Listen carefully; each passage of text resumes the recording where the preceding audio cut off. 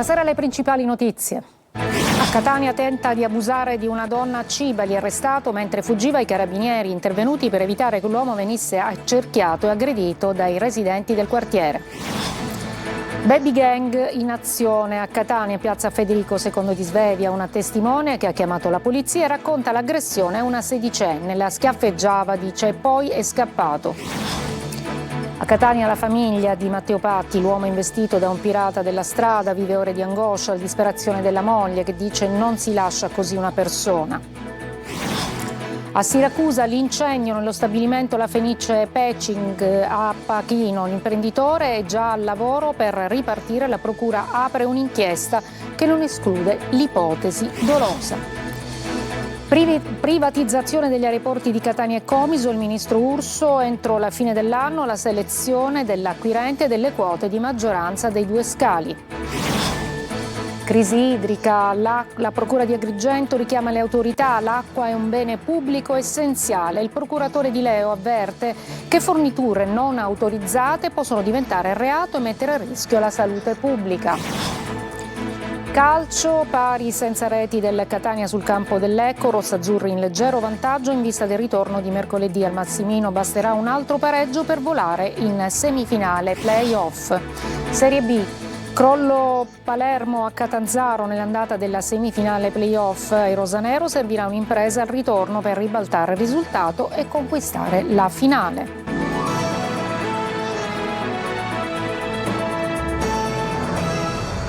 Buonasera, eccoci dunque a Catania. Tenta di abusare di una donna nel quartiere di Cibali, così è stato arrestato mentre fuggiva dai carabinieri che sono intervenuti per evitare che l'uomo venisse accerchiato e aggredito dai residenti del quartiere. Sentiamo Desiree Ferlito.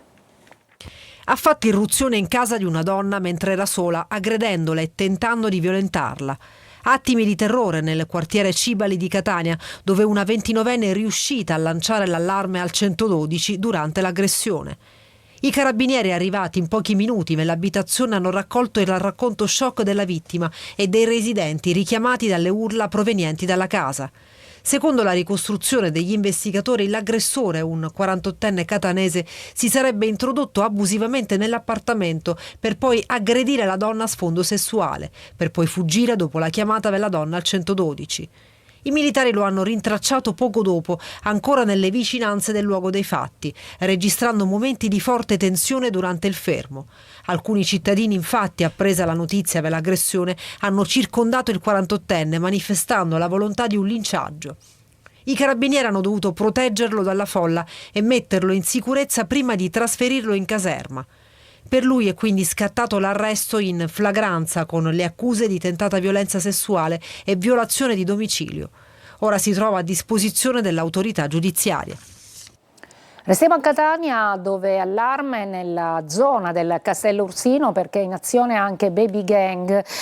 Una testimone che ha chiamato la polizia racconta dell'aggressione a una sedicenne e dice la schiaffeggiava e poi è scappato. Sentiamo il servizio di Tonino De Mano.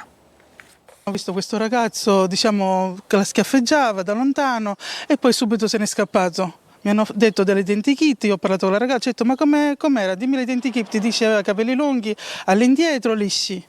E io subito mi sono prodigata a chiamare la polizia. Stava facendo passeggiare il cane quando la signora che vedete si è trovata di fronte all'ennesimo episodio di violenza che contraddistingue la movida catanese. Teatro dell'aggressione piazza Federico II di Svevia, area pedonalizzata, liberata dalle auto ma non dal degrado. La ragazza è stata colpita con schiaffi e pugni. Dopo pochi minuti sono sopraggiunte le volanti della polizia, ma al loro arrivo i protagonisti si erano già dileguati. Si confida quindi sulle telecamere per risalire alla Baby Gang. Ma sono tanti gli allarmi che si levano attorno al Castello Ursino, ostaggio di irregolari di giorno e di notte, con inquietanti episodi che non lasciano dormire sonni tranquilli. In questo video un extracomunitario inveisce contro alcune ragazze sedute al bar. Ma non è finita.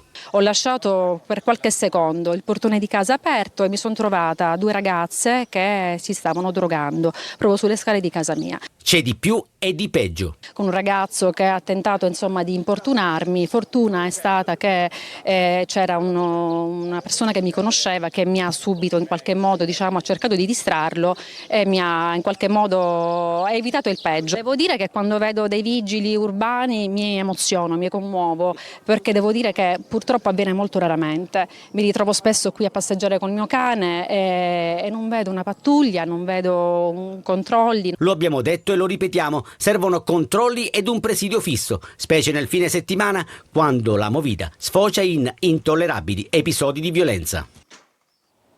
Abbiamo raccolto la denuncia della famiglia di Matteo Patti, l'uomo che è stato investito da un pirata della strada, che vive appunto ore di angoscia, soprattutto perché è ricoverato in gravissime condizioni al Cannizzaro di Catania, e la disperazione anche della moglie che dice non si lascia così una persona appunto sulla strada.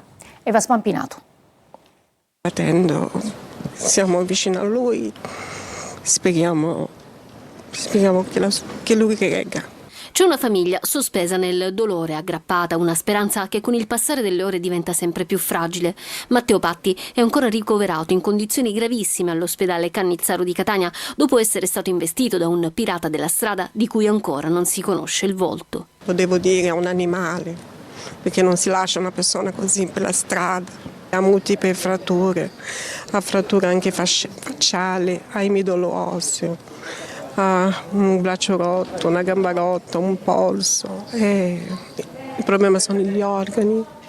E mentre Matteo lotta tra la vita e la morte, la famiglia lotta contro il tempo e la burocrazia. I vigili urbani, arrivati per i rilievi dopo l'incidente, hanno compilato un verbale come incidente autonomo. Non c'era nessuna persona, per cui credo che i vigili, per mia coscienza, non avendo alcuna, non potendo rilevare, non essendoci nessuno, hanno messo un incidente autonomo. Domani abbiamo l'incontro con la Polizia Municipale. Adesso l'appello dei familiari rimane sempre solo uno: aiutateci a trovare la verità. Magari a volte penso, se l'avessi chiamato in quel momento, magari 5 secondi hanno cambiato la vita di tutti, sì. Vorremmo un aiuto dalle autorità, noi confidiamo nelle autorità, anziché fare delle ricerche noi, andare ad informarci e vedere dove sono messe le telecamere, se ci danno il filmino e quant'altro, vorremmo che anche le autorità, e ne sono certo, ci aiutassero in questo. La Procura di Siracusa ha aperto un fascicolo per accertare la natura dell'incendio che ha distrutto a Pachino un'azienda di imballaggi. Arriva immediata la risposta del titolare dell'impresa, che dice: siamo già al lavoro per ripartire. Adelaide Barbagallo. Cercheremo di ripartire, se non come prima, meglio di prima. Siamo stati molto fortunati perché l'immobile all'interno, nella parte produttiva, compresi i macchinari, sono rimasti illesi. La tenacia di un imprenditore che non si lascia abbattere dalla distruzione di un incendio e che è pronto a rinascere dalle ceneri, proprio come il nome della sua azienda, la Fenice Packaging di Pachino, in provincia di Siracusa, un'eccellenza nel settore degli imballaggi. Alessandro Coco non si scoraggia ed è già al lavoro per ripristinare la piena operatività della sua impresa. Il nostro pensiero va a tutti i nostri clienti ai quali non vogliamo dare nessun disservizio. No? Il comparto ortofrutticolo non può fermarsi e non subirà abbandoni, assicura l'imprenditore, che non nasconde l'amarezza per quanto accaduto. Dire che siamo dispiaciuti e rammaricati è il minimo. La Procura di Siracusa ha aperto un fascicolo. Le indagini sono in mano alle forze dell'ordine, che stanno vagliando ogni pista per accertare la natura dell'incendio. Tra le ipotesi investigative non si esclude l'atto doloso a scopo intimidatorio, riconducibile al racket delle estorsioni. Doppia rapina in mattinata ai supermercati Eurospin di Aci Catene e Aci Sant'Antonio. Siamo nel catanese. Secondo i carabinieri, una sola persona in pochi minuti ha messo a segno i colpi, da quantificare ancora il bottino. Veniamo a Catania. Entra nel vivo la privatizzazione degli aeroporti appunto di Catania e Comiso. Oggi la visita del ministro Urso, che dà un ulteriore impulso alla procedura che porterà entro l'anno alla scelta dell'acquirente della maggioranza delle quote dei 2 scali. In vista degli spostamenti poi per l'estate, il ministro si dice fiducioso e dice nessun problema di carburante. Sentiamo Lorena Dolci. Da Abu Dhabi ai Benetton si allunga la fila dei pretendenti all'aeroporto di Catania, un affare da oltre $0,5 miliardi per acquisire la maggioranza della società che gestisce il quinto scalo italiano con un traffico di 12 milioni di passeggeri e in continua crescita e quello di Comiso. Con il via libera del Ministero entra nel vivo la procedura per la privatizzazione. Per il governo qual è il migliore offerente? Quello che più metterà in campo risorse e progetti per rendere questa hub aeroportuale un competitore a livello globale.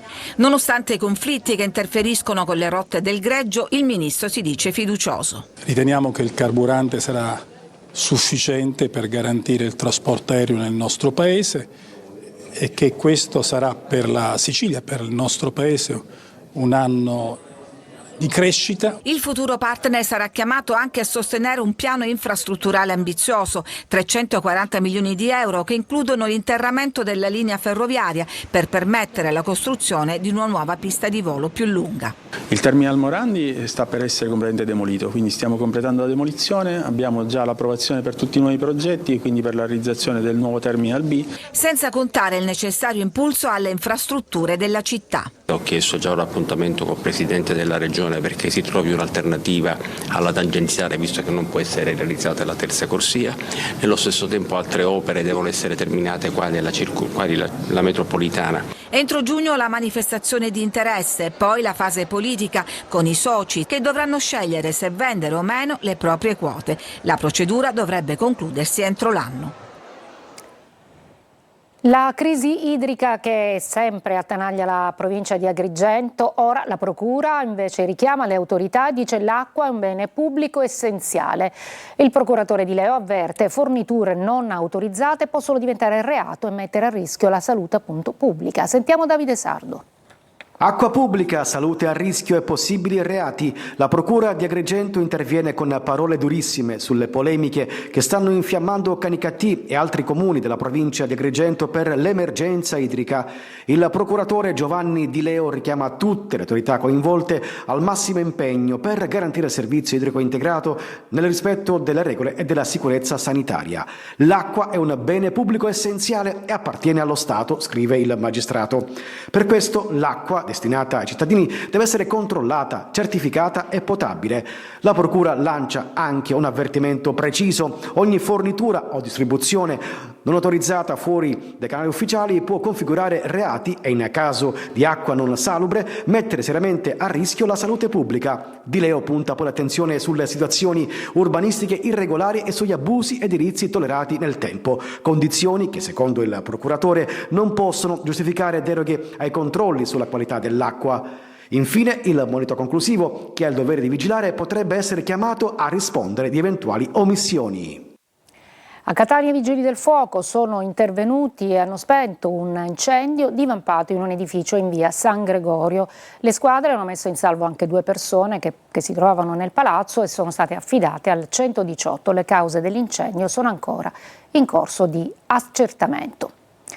Ci occupiamo adesso della guerriglia urbana. Ieri a Lecco, a poche ore dal match con il Catania, un gruppo di ultra locali insieme ad alcuni del Varese ha atteso l'arrivo dei tifosi rossazzurri per tendere loro un agguato. Presi di mira con lancio di pietre i pullman su cui viaggiavano i supporter rossazzurri. Da lì gli scontri con lancio di petardi e fumogeni, utilizzate anche spranghe e bastoni, alcuni feriti, 3 dei quali in ospedale in codice giallo. L'Osservatorio Nazionale sulle manifestazioni sportive darà il responso, ma non ci saranno tifosi ospiti per la sfida di ritorno in programma mercoledì sera al Massimino. Per la tifoseria rossazzurra, già coinvolta in situazioni analoghe durante la stagione, scatterà un divieto di trasferta che potrebbe non riguardare solo gli spareggi promozione attualmente in atto. Ci fermiamo, una breve pausa, poi andremo ad Agrigento per la protesta degli ASACOM, che sono gli assistenti che aiutano i bambini disabili a scuola.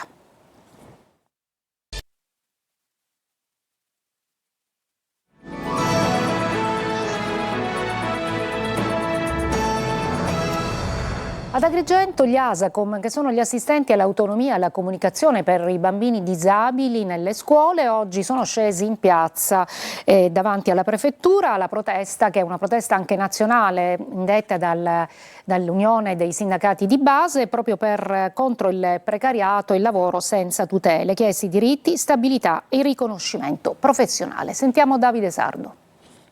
La voce degli ASACOM si alza forte da Agrigento. Assistenti all'autonomia e alla comunicazione di tutta la provincia hanno partecipato allo sciopero nazionale promosso dall'USB e dall'associazione MISAC per chiedere più tutele e continuità lavorativa. Il presidio davanti alla prefettura in piazzale Aldo Moro ha riunito decine di operatori che ogni giorno affiancano studenti con disabilità nelle scuole e nei servizi sociali.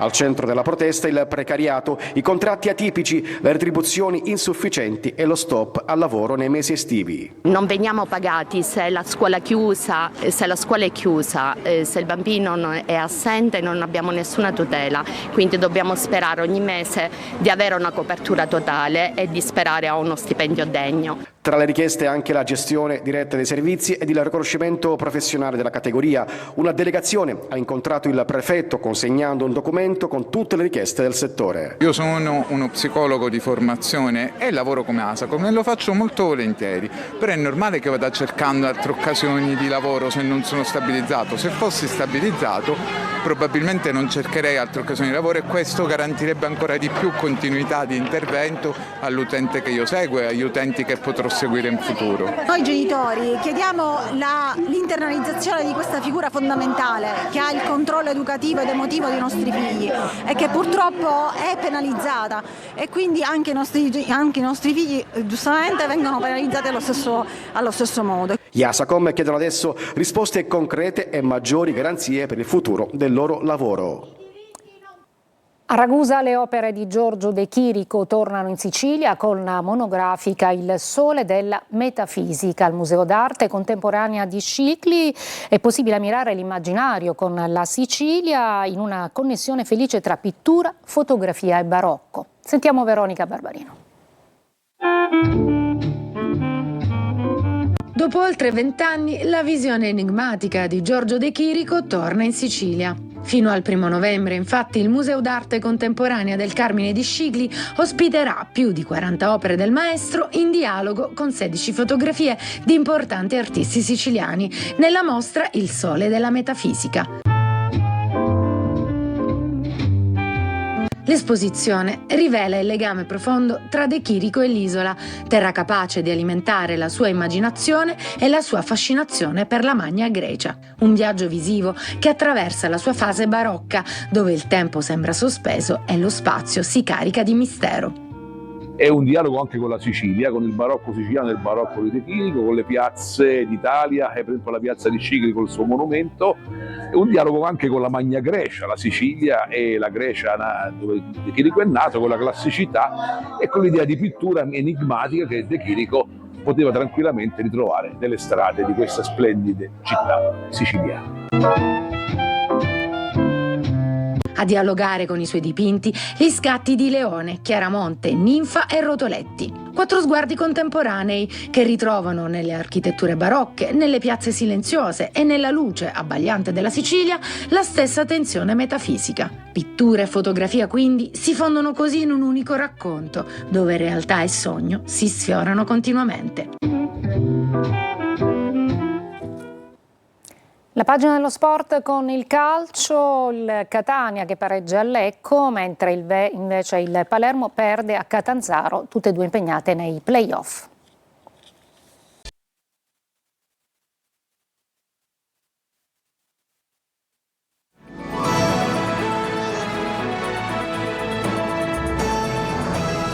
Eccoci al calcio, poche emozioni a Lecco nella partita fra i blucelesti e il Catania, 0-0 il risultato finale, traversa di forte nel primo tempo. Marco Carli. Tutto rimandato alla partita del Massimino, con l'importante postilla. Il Catania dopo lo 0-0 del Rigamonti Ceppi avrà a disposizione 2 risultati su 3. Può bastare un altro pareggio in sintesi. Il risultato non è dunque da disprezzare, anzi, sulla prestazione va detto che se nel primo tempo i rossazzurri hanno almeno nella prima mezz'ora lasciato spazio a Lecco, hanno creato comunque la migliore occasione, un colpo di testa di Forte che si è stampato sulla traversa, uno dei pochi palloni giocabili per la punta. Isolato o meno, mi concentro su quello che è stata la prestazione poi di squadra. Penso che noi attaccanti viviamo anche per una palla e io devo essere bravo e farmi trovare pronto su quella palla lì. Oggi un pizzico di fortuna in più mi avrebbe aiutato, però questo non cambia perché, ripeto, per noi oggi abbiamo rimesso quello spirito che ci ha contraddistinto durante il campionato, che è stata la nostra forza, e ora dobbiamo concentrarci solo su mercoledì. Nella ripresa il Lecco ci prova ancora, ma poi cala e il Catania nel finale costruisce, prima ancora con Forte, poi con D'Ausilio. Alla fine il pari è il risultato giusto. La capacità di combattere, la tenuta difensiva e quella fisica, cresciuta nel corso della partita, lasciano buoni segnali per il futuro. Ma Toscano sa che per fare strada nei playoff sarà importante incidere di più in zona gol. Ma intanto l'obiettivo si sposta a mercoledì. Ci sarà il massimino delle grandi occasioni per spingere verso il raggiungimento del primo parziale traguardo, le semifinali. Disastro Palermo a Catanzaro, i rosanero incassano un pesante 3-0 nella semifinale d'andata dei play-off per la promozione. Mercoledì la qualificazione sarà appesa a una rimonta difficilissima. I gol dei calabresi tutti nel primo tempo. Marco Bullà.